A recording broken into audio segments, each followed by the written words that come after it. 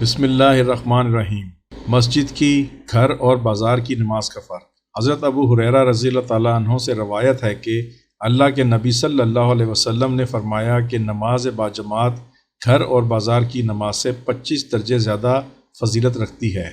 इसी तरह जब कोई शख्स अच्छी तरह वज़ू करे और नमाज के इरादे से मस्जिद की तरफ आए तो इसका हर कदम जो मस्जिद की तरफ उठेगा तो अल्लाह हर कदम पर इसका एक गुनाह मिटा देगा और मस्जिद पहुंचने तक अल्लाह ताला हर कदम पर इसका एक दर्जा बुलंद करता है। और जब वह मस्जिद पहुंच जाता है और जब तक नमाज के लिए मस्जिद में रहता है इसे बराबर नमाज ही का सवाब मिलता रहता है। और जब तक वो इस मुकाम पर रहता है जहां इसने नमाज पढ़ी तो अल्लाह ताला के फ़रिश्ते इसके लिए दुआ करते हैं, ए अल्लाह इसे माफ़ फरमा, ए अल्लाह इस पर रहम फरमा। फ़रिश्ते यह दुआ तब तक इस शख्स के लिए करते रहते हैं जब तक कि इसका वज़ू कायम रहता है।